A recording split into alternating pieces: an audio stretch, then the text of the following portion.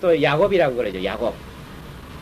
이스라엘이란 말을 아직 안 씁니다. 그럼 나중에 이제 이스라엘이라고 하는데 아직도 야곱이에요. 그 자기가 아주 좋아하는 걸 붙들고 늘어지는 형의 발 뒤꿈치를 잡고 나오던 그 야곱이에요. 이 지금 벤야민을 붙들고 있겠다. 이거. 우리가 이 가장 소중한 것, 이거를 양보하지 않고 이걸 아직 딱 쥐고 있는 한 야곱이에요. 아직도 내가 내 힘으로 하겠다는. 그러니까 이 야곱이 참 믿음이 좋았지만은 그러나 이런 중요한 시기에 네가 제일 귀하게 여기는 걸 나한테 달라.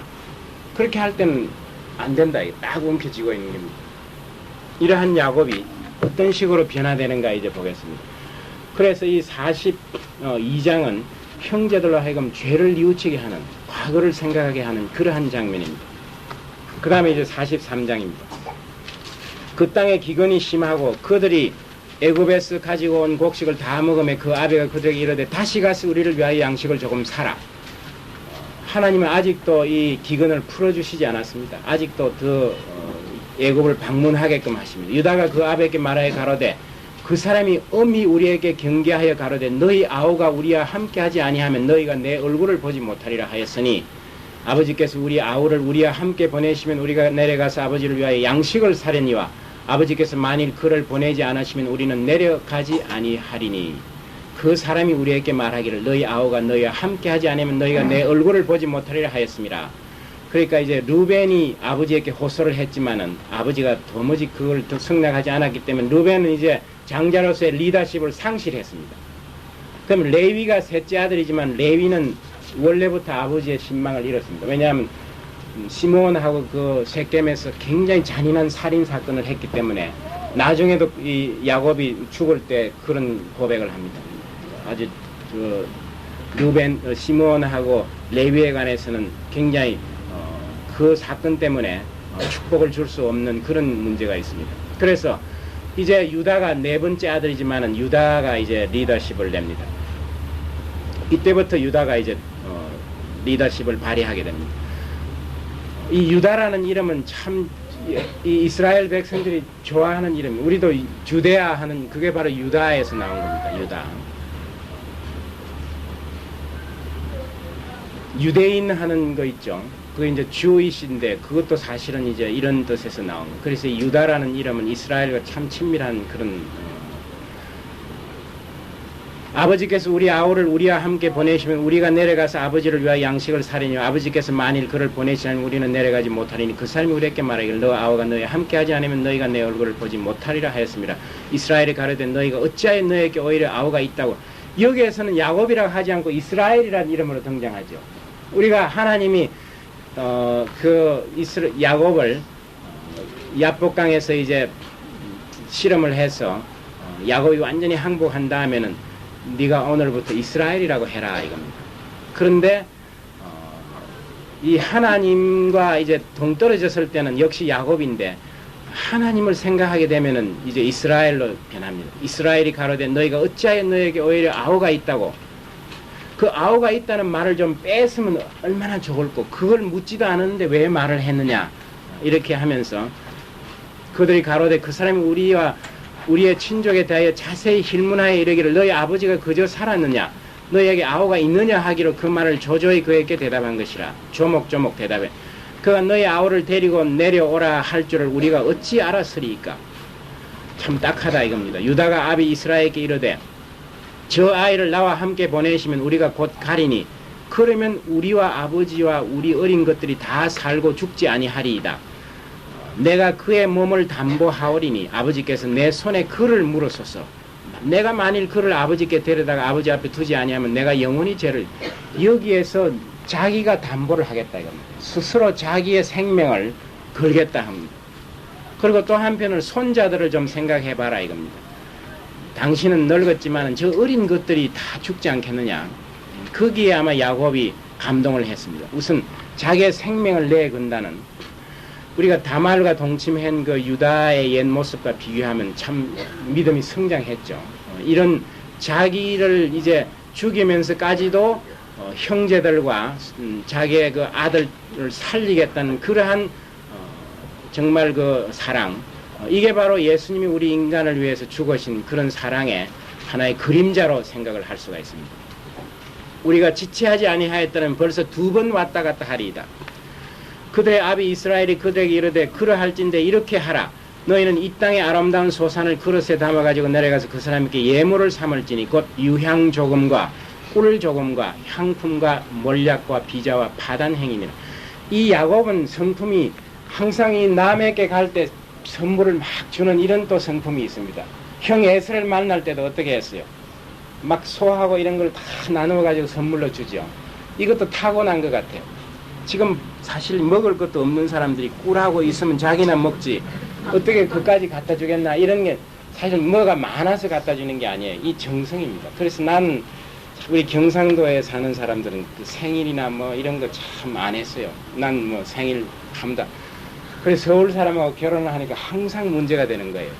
생일 때 깜짝 잊어버리는 거예요. 그러면 왜 생일날 잊어버렸느냐. 그래가지고 여러 번 생일 때 싸우고 끝인 적이 많아요. 결혼 기념일은 또 왜 잊어버렸냐. 왜냐면 어릴 때 그런 걸 한 번도 안 보고 자랐으니 남이 내 생일을 기억 안 해주면 나는 아무렇지도 않지만은 그러나 다른 사람이 그렇지 않을 수가 있어요. 그래서 우리가 이 참 남의 마음을 이해하고 남을 즐겁게 해야지 나는 괜찮으니 하는 이런 생각을 안 해야 되고, 또 어떤 분은 어디 방문할 때마다 뭐 꽃이라든지 이런 걸 항상 사가지고 가는 분들이 있어요. 그래서 그런 분들은 그만큼 정성이 담겨 있는 거예요. 벌써 갈 때 그 사람을 생각해보고 이분이 뭘 좋아할까 이런 걸 한번 생각한다는 게 굉장히 그래서 우리 크리스천들은 항상 그런 마음, 뭐 비싼 걸 사다 주는 게 아니라 조그만 거라도 뭘 준다는 거는 벌써 그 사람을 생각하고 그 사람을 이렇게 높인다는 그런 그 뜻이 있습니다. 그래서 야곱은 정말 이 굶어 죽을 형편에도 이런 걸 보면 이게 다 애굽에는 흔하지 않는 겁니다. 이 사우디아라비아나 이 비자는 뭐냐 하면은 파스타치오라는 이 열매를 먹어보신 적이 있습니까? 파스타치오 요만한 건데 초콜릿 같은 이런 걸 이렇게 에워 사기도 하고 그냥 먹어도 참 맛이 있는 거예요. 그 다음에 또 파단행이라는 거는 아몬드예요. 아몬드. 요즘 아몬드 열매 먹어보았죠. 이런 겁니다. 너의 손에 돈을 배나 가지고 너희 자로 아궁에 도로 넣어온 그 돈을 다시 가지고 가라. 혹 차착이 있었을까 두렵도다. 그러니까 아구에 있었던 돈을 가지고 가고 또 새로 살 돈도 가져가요. 왜냐하면 혹시 실수를 해가지고 돈을 자루에 넣어주었는데 그 사람들이 도로 달라고 할 때 뭔가 준비를 해가지고 가라 이겁니다. 이 야곱은 지금 여기서 우리 이 사건을 통해서 뭘 말하려고 하느냐 하면은 이 복음은 공짜라는 걸 지금 자꾸 우리한테 말하려고. 야곱은 그렇지 않다고 자꾸 이게 돈을 쌓아야 된다고 하는데 사실 예수님이 우리를 구원하신 건 우리한테 사전에 뭘 달라고 한 게 없습니다. 예수님 스스로 돌아가심으로써 복음을 우리에게 주신 거예요.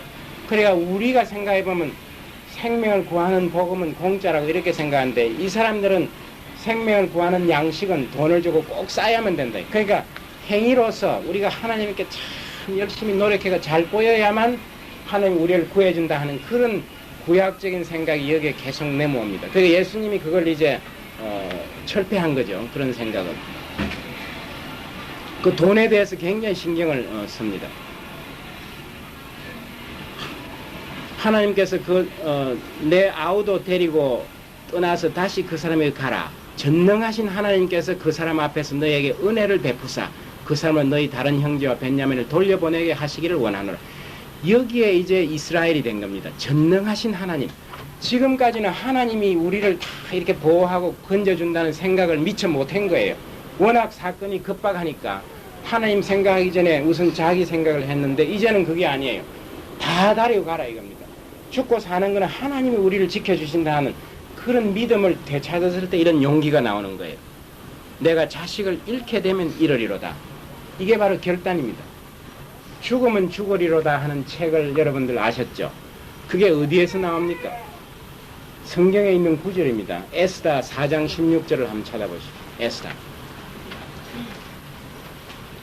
나는 이 여자들 중에 성경에 나오는 여자들 중에 에스다와 같은 참 훌륭한 분이 이 에스다가 어디에 점 있느냐 하면은, 예?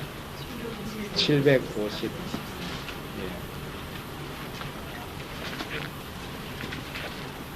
754. 에스다 4장 16절. 지금 이 하만이 아주 못된 사람이라서 유대인을 다 죽여버리려고 이렇게 지금 공작을 합니다. 그 바빌론에 갔을 때 국무총리. 그런데 지금 이 에스다는 왕의 지금 그러니까 왕의 부인이니까 여왕이었어요. 근데 지금 이 에스다는 그 소식을 듣고 결심을 합니다. 우선 3일 동안 금식 기도를 막 시켜놓고 그 다음에 자기가 왕 앞으로 직접 나가겠다고 했어요. 그 당시에는 왕이 오라고 하지 않은데 누구든지 나가면 죽여버립니다. 뭐 왕비일지라도 왕이 오라고 하지 않았는데 불쑥 나가면 그 자리에서 목을 쳐서 죽일 수 있는 그런 시대입니다. 그러니까 자기가 지금 왕이 오라고도 하지 않는데 나간다는 것은 왕의 그때 생각에 따라서 왕이 기분이 좀 나쁠 때 만약 그러면 당장 죽여버리라 이렇게 할 수 있는 겁니다. 그러니까 에스다가 죽으면 죽으리라 이렇게 이제 결심을 합니다. 그에 보면 4장 16절에 당신은 가서 수산에 있는 유다인을 다 모으고 나를 위하여 금식하되 밤낮 3일을 먹지도 말고 마시지도 마소서. 나도 나의 시녀로 더불어 이렇게 금식한 후에 규례를 어기고 왕에게 나아가리니 죽으면 죽으리이다. 이게 바로 결심입니다. 우리가 이런 결단을 해야 합니다. 어느 땐가는 죽으면 죽으리이다 하는 그런 결단을 하지 않고는 절대로 우리가 예수님을 만날 수가 없습니다. 언젠가는 그런 막다른 골목에 가가지고 마지막으로 이제 결단을 내려야 하는 겁니다. 죽으면 죽으리이다. 여기도 야곱이 이러면 이러리라. 하나님의 뜻이면 내가 벤야민까지도 내놓겠습니다. 이렇게 결심을 할 때 비로소 야곱이 이스라엘이 되는 겁니다. 그래서 우리 예수 믿는 것도 사실 결단입니다. 성령님이 우리가 문을 닫고 있으면 절대로 안 됩니다. 결단이에요. 결단을 하면 성령님이 우리 속에 들어와가지고 그때부터 예수를 잘 믿게끔 길을 막 열어주는 거예요. 그렇지 않으면 절대로 하나님을 우리가 인정하지 않으면 성령이 들어올 수가 없는 거예요. 그래서 뭐 성령님이 다 우리를 믿게 해주신다. 그거는 일단 우리가 결심을 한 다음에 그렇게 되는 거예요. 그 사람들이 그 예물을 취하고 갑절 돈을 자기들의 손에 가지고 베냐민을 데리고 애굽에 내려가서 요셉의 앞에 서니라. 요셉이 베냐민이 그들과 함께 있음을 보고 그 청지기에게 이르되 이 사람들을 집으로 인도해 드리고 짐승을 잡고 준비하라. 이 사람들이 오정에 나와 함께 먹을 것이니라. 그 사람이 요셉의 명대로 하여 그 사람들을 요셉의 집으로 인도하니 그래서 잔치를 베푸게 합니다. 근데 아마 유대인들은 우리가 과거에 쭉 역사를 들으면 하루에 2끼 정도 먹었다고 이렇게 기록이 되어 있어요. 오정, 12시에 한 끼 먹고, 그 다음에 이제 일 다 끝나고 저녁에 해가 진 다음에 한 끼를 먹은 것 같아요. 그 요즘처럼 3끼 또 어떤 사람들은 수시로 먹는 그런 게 아닌 것 같았어요. 그 사람들이 요셉의 집으로 인도되며 두려워하여 이르되 전일 우리 자루에 넣어 있던 돈의 일로 우리가 끌려들도다. 이는 우리를 억류하고 달려들어 우리를 잡아 노예를 삼고 우리 나귀를 빼앗으려 하면 이 죄가 끈질기게 우리를 괴롭히는 모습이에요. 지금 요셉은 잔치를 베풀어 가지고 잘 먹이 주려고 하는데 그게 들어가면서 지금 얼마나 좀 가슴이 두근두근하게 야 이제 죽는 모양이다. 여기서 우리가 끝나는구나. 항상 이렇게 생각합니다. 이 얼마나 불행한 일이에요. 진정한 평강은 예수님이 주시는 평강. 우리가 다 죄를 고백하고 나는 아무것도 할 수 없습니다. 내 힘이 없습니다. 예수님이 이제 나의 모든 것을 지배하여 주셔. 이렇게 맡기는 순간 그때부터 이제 평강이 오는 거예요. 이 형제들을 보십시오. 항상 잘해줘도 두렵고 감옥에 넣어도 두렵고 돈을 도로 넣어줘도 두렵고 항상 두려운 거예요. 그래서 그 도둑놈이 이제 도둑질 한 다음에 그 다음날 경찰서 앞으로 왔다 갔다 해본다고 그러잖아요. 혹시 나를 잡나 안 잡나. 왜냐하면 밤에 잠이 오니까 잡힐 것 같으면 빨리 잡혀버리는 게 낫겠다 이런 생각으로 몇 바퀴 도는 거예요. 그게. 그래도 안 잡으면 아직도 모르는구나. 이런 식으로 불안한 것처럼 그 누가 시킨 게 아니에요. 왜냐하면 하나님이 다 이렇게 우리가 둔해졌지만 양심이 각자에게 있는 거예요. 그게 우리를 괴롭히게 하는 거예요. 이 양심이 있으니까 회개하게 하는 거예요.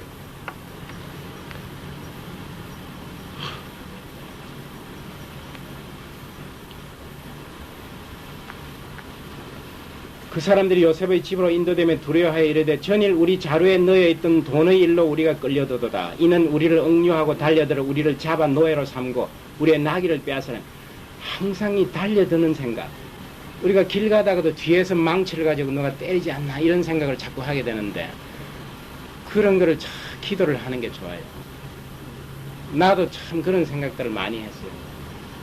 갑자기 누가 뒤통수를 치지 않느냐.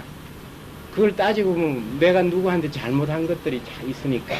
그런 우리가 정말 세상에서 죄를 짓지 않고 마음이 깨끗하면은 그런 상상을 할 수가 없는 거예요. 그걸 이제 하지 않도록 기도를 해야 될 것 같습니다. 그들이 요셉의 청지기에 가까이 나아가 그 집 문 앞에서 그에게 고하여 가로되 내 주에 우리가 전일에 내려와서 양식을 사가지고 이제 쭉 이야기를 합니다. 풀어보니까 돈이 들었더라. 23절에 그가 이르되 너희는 안심하라 두려워 말라. 너희 하나님이 너희 아버지의 하나님이 재물을 너희 자루에 너희에게 주신 것이니라. 너희 돈은 내가 이미 받았느니라 하고 시므온을 그들에게 이끌어내고 이 사람을 안심시키는 것은 결국은 사람이 사람을 안심시키기가 어렵습니다. 하나님이 안심을 시켜야 됩니다. 왜냐하면 사람이 사람을 안심시킬 수 없습니다. 정말 그 돈이 자루에 넣어 있는 것은 하나님이 그렇게 하신 거다 이겁니다. 나는 이미 너에게 돈을 받았. 너희들이 주었을 때 그거는 나한테 준 거다 이겁니다. 그 다음에 이 돈이 도로 자루에 들어간 것은 하나님의 은혜다 이겁니다. 내가 한 게 아니라 하나님이 그렇게 하도록 나를 인도하셨다 하는 그런 고백입니다. 그들은 요셉의 집으로 인도하고 물을 주어 발을 씻게 하며 이 발을 씻는 것은 손님들에 대한 대접입니다. 요즘처럼 아스팔트가 되고 뭐 자동차 타는 게 아니라 걸어 다니니까 항상 먼지가 있습니다. 그래서 예수님도 어느 집에 가거나 뭐 식사하기 전에 꼭 발을 씻죠. 제자를 발 씻기는 그 특별한 어떤 무슨 아니라 보통 그렇게 하는 거예요. 그 당시는. 그러나 이제 되게 하인들이 하지 주인이 직접 하지는 않는 겁니다. 그래서 이제 예수님이 발 씻기는 것은 특별한 의미가 있는 거예요. 그들이 여기서 먹겠다 함을 들음으로 예물을 정돈하고 요셉이 오정에 오기를 기다리더니 요셉이 집으로 오매 그들이 그 집으로 들어가서 예물을 그에게 드리고 땅에 엎드려 절하니 여기 보면 요셉의 그 꿈이 저절로 실현되죠. 형제들이 다 절하게 한다 했는데 뭐 자기들이 생각하거나 안 하건 간에 무의식 중에 불식간에 그렇게 절을 하게 되는 겁니다. 그래서 성경에서 예언한 어떤 일들은 꼭 그대로 실현이 된다는 사실을 우리가 알 수가 있습니다. 요셉이 그들의 안부를 물으며 가로되 너희 아버지가 너희 말하던 그 노인이 안녕하시냐? 대답하되 주의 종 우리 아비가 평안하고 지금까지 생존하였나이다 하고 머리 만나기만 하면 절하게 되는 거예요. 요셉이 눈을 들어 자기 어미의 아들을 자기 동생 벤야민을 보고 가로되 너희가 내게 말하던 너희 작은 동생이냐? 그가 또 가로되 소자여 하나님이 내게 은혜를 베푸시기를 원하노라. 참 얼마나 반갑겠습니까. 이 요셉이 이 벤야민을 떠날 때 벤야민은 1살 내지 2살이었습니다. 어린 아기입니다. 얼굴을 지금 인식할 수 없습니다. 단지 처음에 어떤 형제보다 하나가 더 많으니까 아마 저게 벤야민이구나 이렇게 알은 거예요. 얼굴을 기억할 수 없습니다. 요셉이 그 아우를 인하여 마음이 타는 듯 하므로 급히 울 곳을 찾아 안방으로 들어가서 울고 얼굴을 씻고 나와서 그 정을 억제하고 음식을 차림. 그 자리에서 울고 이제 다 해도 되는데 아직도 요셉은 다른 계획이 있습니다. 과연 이 형제들이 벤야민을 정말 자기의 형제 중에 하나로 받아들였냐 이걸 지금 마지막으로 알아야 하는 거예요. 그러니까 우리가 이런 참는 것도 참 중요해요. 그냥 막 울어버리는 게 아니라 막 울음이 나오면 참고 옆에 방을 급히 막 찾아가는 거예요. 중간에 가다가 터져 나오면 안 되니까. 그래가지고 실컷 울고 나서 얼굴을 또 씻고 그 다음에 이제 음식을 차리게 합니다. 이 요셉의 위대한 점은 이렇게 독하고 모진 사람이면 안 되는 거예요. 눈물이 안 나오면 눈물이 막 쏟아져 나오지만은 그러나 그거를 참을 수 있는 이 컨트롤할 수 있는 점. 그래서 마지막에 뭐라고 했습니까? 우리가 뭐 저 성령의 열매 중에 맨 마지막이 뭐예요? 절제를 맨 이 다가 헛것이다 이거. 절제를 하지 못하면 사랑이고 뭐고 전부 헛거가 된다 이거예요. 그래서 참 어려운 게 절제입니다. 아까 목사님도 설교했지만 술을 먹으면 왜 힘드냐 하면 술은 맨 먼저 우리 중추 머리에 절제하는 그 뇌를 마비를 시켜버립니다. 그러니까 한 잔만 먹고 말아야지 생각은 하는 거예요. 그럼 한 잔을 딱 먹으면 그 절제하는 신경을 마비를 시키기 때문에 내가 언제 그랬더나 이렇게 생각을 하는 거예요. 두 잔 석 잔 막. 그래서 그게 위험한 거예요. 사실 성경 전체를 보면 뭐 술을 절대로 금한 건 아니에요. 취하지 말라. 장로는 또 너무 취하지 말라. 뭐 이런 식으로 해놨지. 그러나 그 우리가 원리를 알면은 우리 힘으로 컨트롤이 안 된다 하는 사실을 알 수가 있습니다. 그들이 요셉에게 따로 하고 그 형제들에게 따로 배식하여 애굽 사람에게도 따로 하니 왜 세상을 차렸냐 하면은 국무총리이기 때문에 그 밑에 부하들도 있으니까 따로 상을 하나 받고 그 다음에 이제 유대인들은 이스라엘 사람들은 전부 자기들끼리만 먹고 애굽 사람이 절대 이스라엘 사람하고 같이 먹지 않아요. 그건 애굽 사람은 농업을 하는 사람이고 유대인은 유목민이기 때문에 이 고기나 이런 걸 잘 안 먹습니다. 애굽 사람들. 그래서 유대인 음식하고 이렇게 서로 섞질 않습니다. 그래서 상을 세 개를 차리게 하는 거예요. 애굽 사람은 히브리 사람과 같이 먹으면 부정을 입었습니다. 이렇게 서로가 생각합니다. 그들이 요셉의 앞에 앉되 그 장류의 차수대로 안 치운 바되니 그들이 서로 이상히 여겨. 그 요셉이 이렇게 순서를 정합니다. 누가 앉고 보니까 순서대로예요.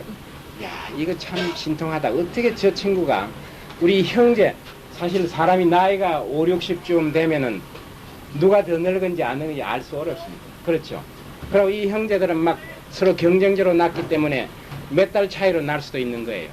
네 사람 사이에서 막 튀어나왔죠. 그러니까 그러니까 사실 미리 알지 않으면 순서를 알 수 없는데 어떻게 저렇게 신통하게 아느냐 이겁니다. 차츰 이 형제들이 심상치 않다는 걸 깨닫게 됩니다. 요셉이 자기 식물을 그들에게 주되 베냐민에게는 다른 사람보다 5배나 주매 그들이 마시며 요셉은 이게 바로 요셉의 계획입니다. 베냐민한테는 5배를 주는 거예요. 생선도 가령 하면 5마리 주고 밥도 큰 거. 그래놓고 형제들 가만 보는 거예요. 이 형제들이 지금 배가 아픈가 이걸 보는 거예요. 그게 바로 이 요셉이 이제 됐구나 하는 깨닫게 하는 거예요. 이게 정말 사실 우리가 이 성경에 보면 관계가 많이 나오죠. 좋은 부부 관계는 누구예요? 사라하고 아브라함. 그 다음에 또 리브가는 아니고 야곱하고 라헬. 굉장히 서로 사랑하는 사이죠. 그 다음에 좋은 부자 관계는 누구예요? 아브라함과 이삭. 그 다음에 또 부모 모자 관계는 리브가와 야곱. 이런 관계들이 좋은 게 참 많죠. 형제 관계는 참 처음부터 나빠요. 아벨과 누굽니까? 가인. 찔러 죽이는 관계입니다. 그 다음에 또 형제 관계가 어떤 거예요? 이삭과 누구예요? 이스마엘. 또 야곱과 에서. 전부 형제 관계가 나쁜 거예요. 왜 이렇습니까? 형제 관계가 나쁜 이유가 뭐겠어요?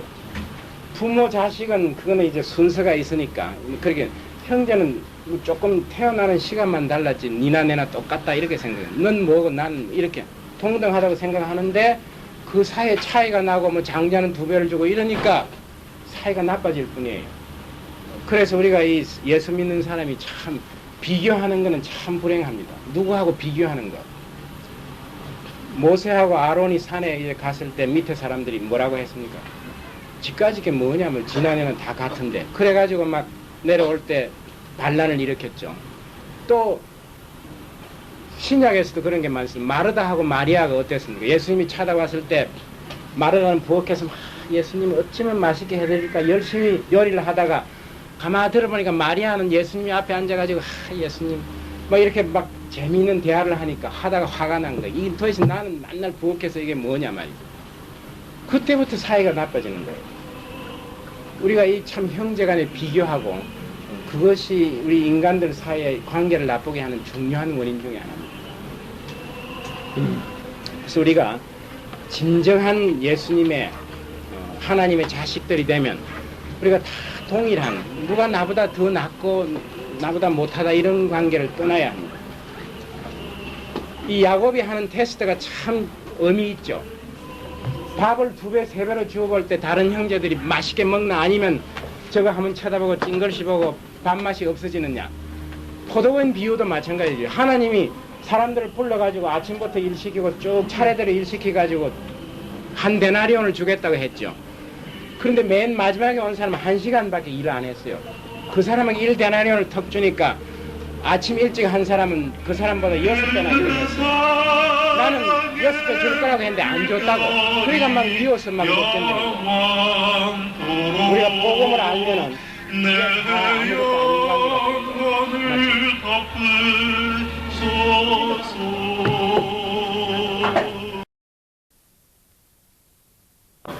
우리를 어떻게 사랑하시며 우리의 모든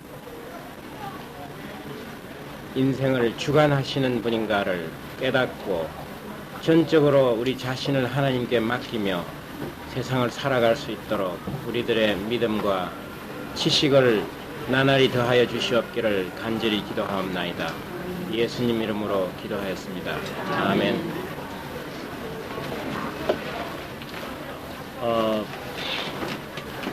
이 창세기의 마지막 부분은 이제 앞으로 오실 예수님, 그러니까 그 당시에는 이 예수님에 관해서 우리는 이제 신약의 기록을 통해서 알지만은 구약에서 이미 예수님이 어떤 분이며 앞으로 어떤 일을 하실 건가 하는 것에 대한 그런 그 히브리적인 그런 신학이 담겨 있습니다. 이 요셉의 형제들과 요셉의 관계를 통해서 우리가 이 죄가 아주 끈질기게 그 시간이 오래 간다고 해서 죄가 없어지는 게 아니에요. 몇십 년 내가 옛날에 잘못한 걸 지금 생각하면 방금 그게 현실적으로 내가 참 잘못 이런 생각이 나는 거예요.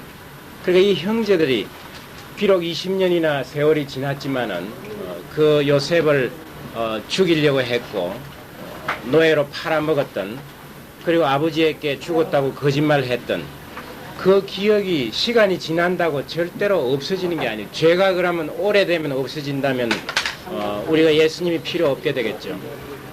아직도 생생하게 남아 있습니다.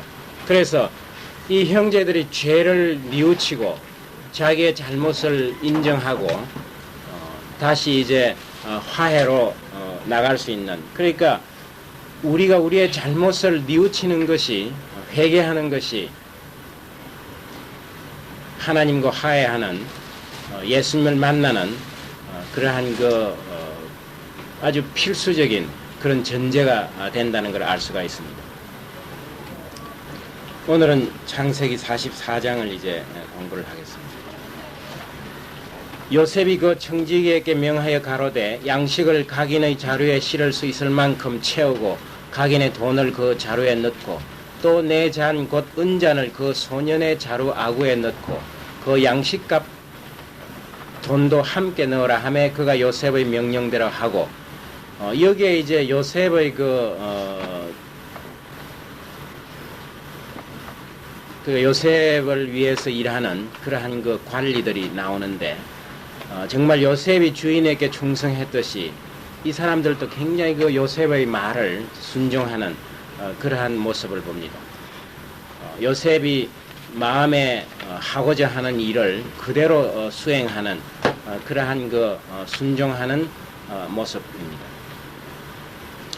정말 그 주인의 이제 그 일하는 사람들이 있습니다. 그 아비의 그 아들이라 하는 것처럼 우리가 요셉 자신이 이렇게 순종하고 희생적으로 했기 때문에 그 밑에 일하는 모든 신하들도 정말 자기 마음처럼 움직여주는 그러한 모습입니다. 특별히 돈을 각인의 자루에 도로 넣어주라 이렇게 말합니다. 그러니까 이 양식을 돈으로 팔질 않고 도로 넣어주라고 이렇게 이야기를 합니다. 그리고 자기가 잔이 하나 있는데 이 은잔은 이 점치는 데 쓰는 잔이에요. 애굽 사람들은 점치는 거가 아주 굉장히 공식적이고도 또 뭐 정부나 이런 데서도 하고 개인적으로도 하는데, 이 잔이 이렇게 조그만 게 아니라 상당히 대접처럼 생긴 넓은 잔에다가 이 금이나 은 같은 이런 여러 가지 부스러기 조각을 만들어 그 잔에다가 이렇게 넣어가지고 이렇게 흔들어가지고 그게 어떤 식으로 이렇게 마지막으로 모양을 하느냐, 이걸 가지고 이제 어떤 일을 점을 치는 거예요.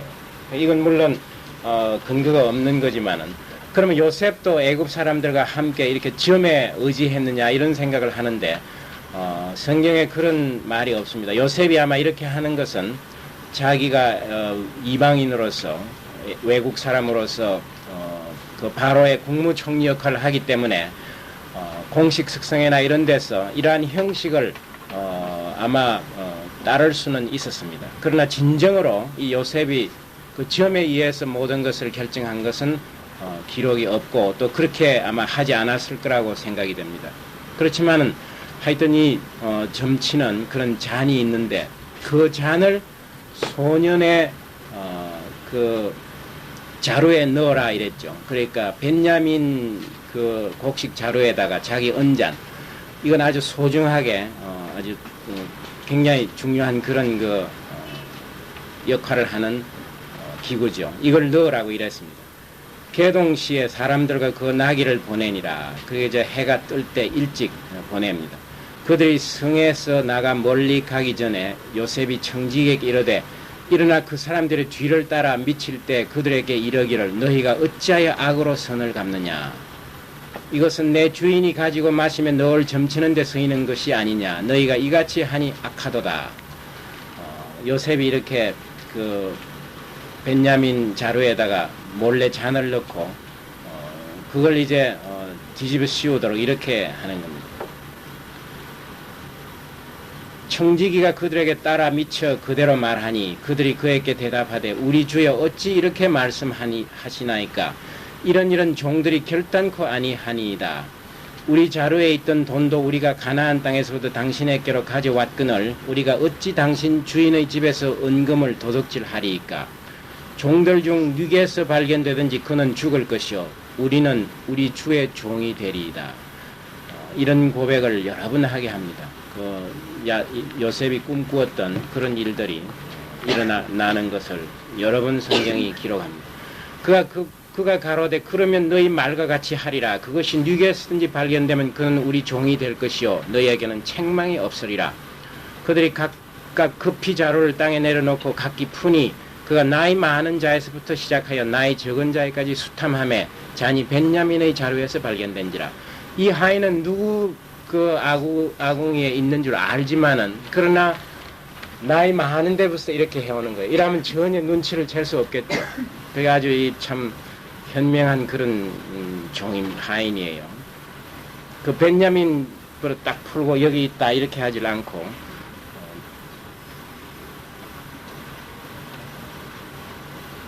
그들이 각각 급히 자루를 땅에 내려놓고 각기 푸니 그가 나이 많은 자에게부터 시작하여 나이 적은 자에게 수탐하며 잔이 벤야민의 자루에서 발견된지라.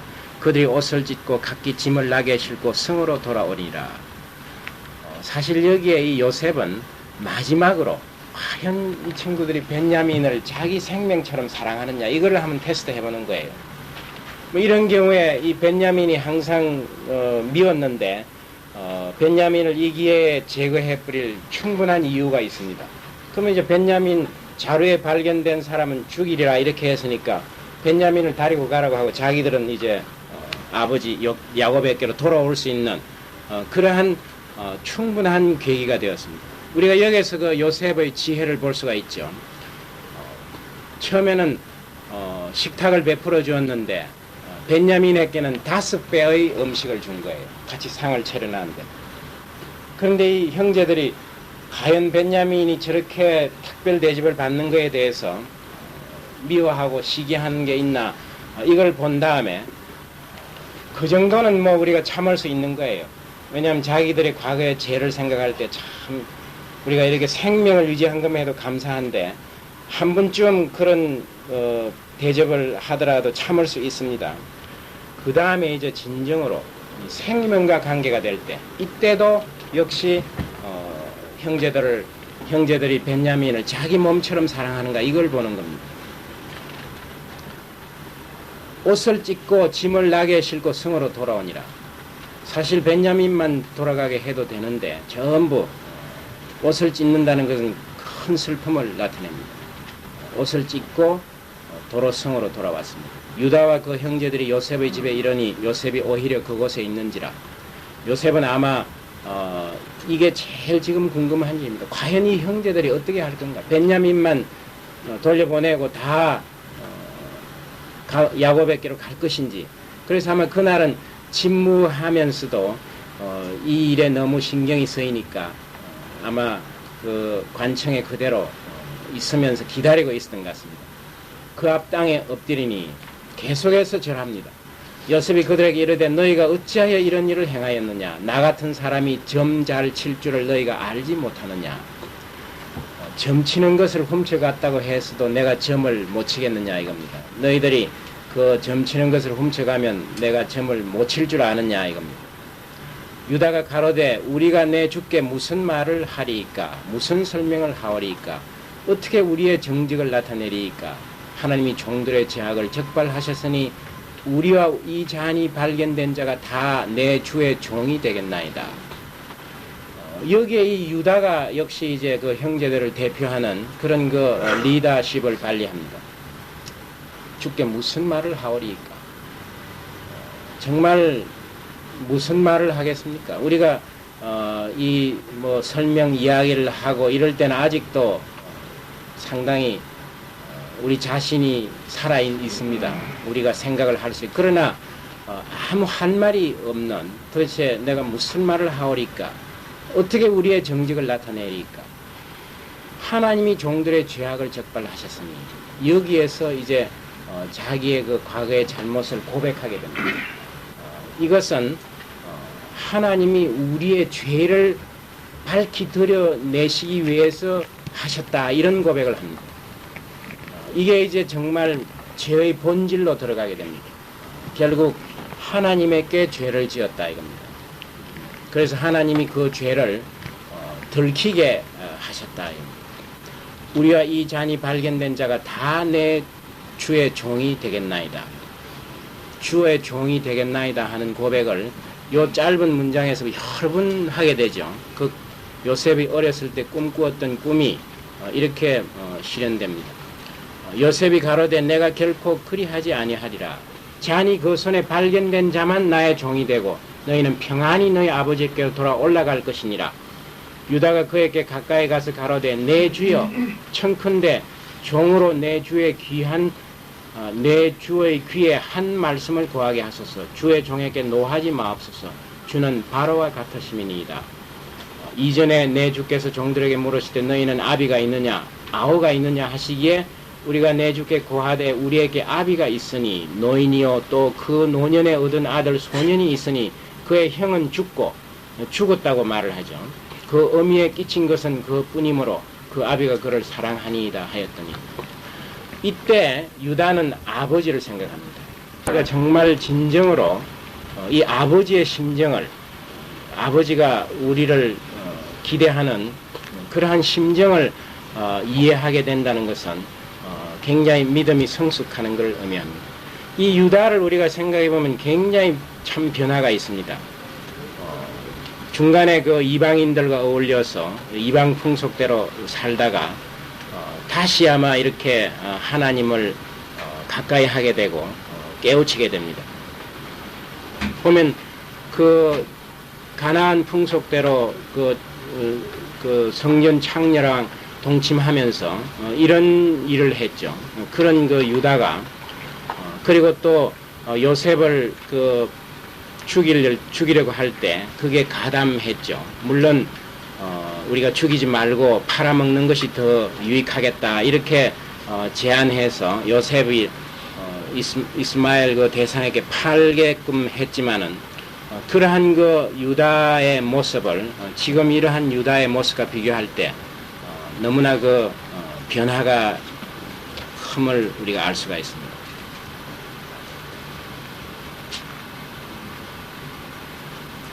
원래 이 야곱은 아내가 둘입니다. 레아와 라헬. 레아하고 라헬은 형제였습니다. 그러나 특별히 이 동생인 라헬을 첫눈에 반하고 끝까지 사랑하게 됩니다. 그래서 이 라헬을 통해서 두 아들이 있었습니다. 요셉과 벤야민. 그래서 이 다른 12아들 중에서도 이 두 아들 극진히 사랑하는 그러한 그 편애를 항상 보여왔습니다. 그래서 한 요셉은 이제 짐승에 물려서 죽은 거로 알고 있고, 또 벤야민마저 이런 식으로 없어지면은 정말 우리가 아버지에게 뭐라고 말하겠느냐 하는 그러한 심정을 토로합니다. 주께서 또 종들에게 이르시되 그를 내게로 데리고 내려와서 나로 그를 목도하게 하라. 이거는 이제 그 요셉이 형제들에게 어떻게 하라 하는 내용을 쭉 설명을 합니다. 그래서 네가 이제 올라가서 그 말제 아우를 다리고 오면은 내가 너희들이 스파이가 아니고 진정으로 너희들의 하는 말을 내가 믿을 수 있으니 그 벤야민 말제 아우를 다리고 오라. 이렇게 요셉이 형제들에게 명령을 했죠. 그래서 자기네들이 이제 그렇게 쭉 했다는 것을 고백을 합니다.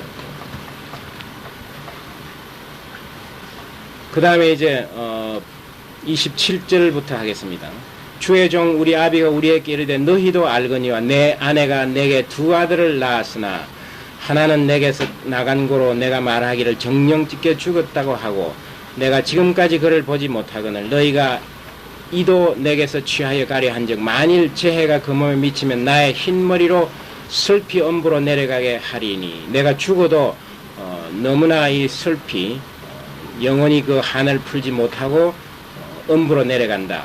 그 이스라엘 사람들은 그 당시 세계관이 하늘과 땅과 그 다음에 땅속 지하 이렇게 세 개로 생각했습니다. 그래서 하늘에 하나님이 계시고 땅에 인간들이 살고 지하에 음부가 있습니다. 그래서 죽으면 음부로 간다 이런 세계관을 갖고 있었습니다. 그래서 음부로 내려간다 하는 말이 이제 죽는다는 그런 뜻입니다. 지옥과 천당이라는 그런 분명한 개념이 그 사람들에게는 그 당시에 아직 없었습니다.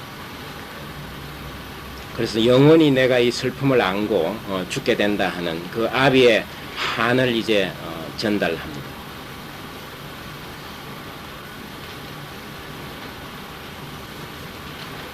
아비가 아이의 없음을 보고 죽으리니 이같이 되면 종들이 주의 종 우리 아비의 흰머리로 슬피 엄부로 내려가게 함이니이다. 주의 종이 내 아비에게 아이를 담보하기를 내가 이를 아버지께로 데리고 돌아오지 아니하면 영영이 아버지께 죄를 지으리다 하였사오니 유다가 야곱으로부터 이 벤야민을 다리고 가도록 허락을 받은 것은 만약에 내가 이 아이를 도로 다리고 오지 않으면은 내가 모든 책임을 지고 영영 그 죄를 자기가 지겠다 하는 그러한 아버지에게 약속을 했기 때문에 야곱이 유다로 하여금 벤야민을 다리고 내려가게 했습니다. 그걸 이제 고백을 합니다. 청컨대 주의 종으로 아이를 대신하여 있어서 주의 종이 되게 하시고 아이는 형제와 함께 도로 올려보내소서. 이것이 유다로 하여금 예수님의 조상이 되게 하고 예수님이 우리를 대신해서 우리의 죄를 대신해서 죽게 되는 그러한 것을 예표하는 그런 절로 간주를 합니다. 그러니까 자기가 대신 죽겠다는 거예요. 그 대신 이 아이를 보내달라는 겁니다. 정말 우리가 진정한 화해는 포기함으로써 자기의 목숨을 자기의 생명을 포기함으로써 일어나고 또 대속 이 벤야민의 죄를 대신해서 내가 죽겠다 하는 그러한 그 유다의 결심과 믿음입니다. 우리가 요한복음 1장 요한 1서 3장 16절 먼저 한번 요한 1서 3장 16절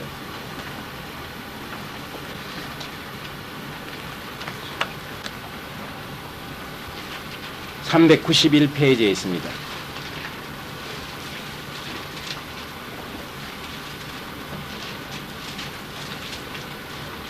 요한 1서 3장 16절 391페이지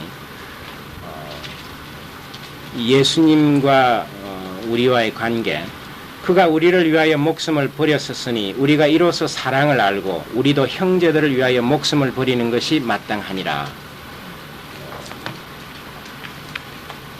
정말 예수님이 우리를 위해서 우리 죄인인 우리를 위해서 돌아가셨기 때문에 그 십자가에서 보여주신 그 예수님의 사랑을 우리가 이제 깨닫고 그것 때문에 우리가 형제를 위해서 우리의 목숨을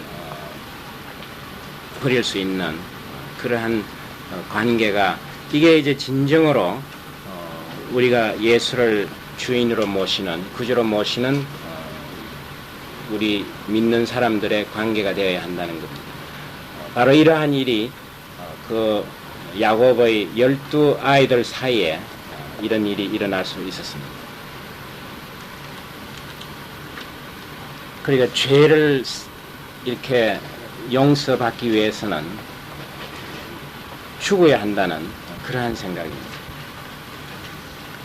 이와 함께 하지 아니하고 내 아버지께 올라갈 수 있으리까 두렵건대 제 해가 내 아버지께 미치리입니다. 그러니까 자기가 어떻게 벤야민을 함께 다리고 가지 않음고 아버지에게로 갈 수 있을까 하는 그러한 정말 그 하늘의 미랄이 썩어 없어짐으로써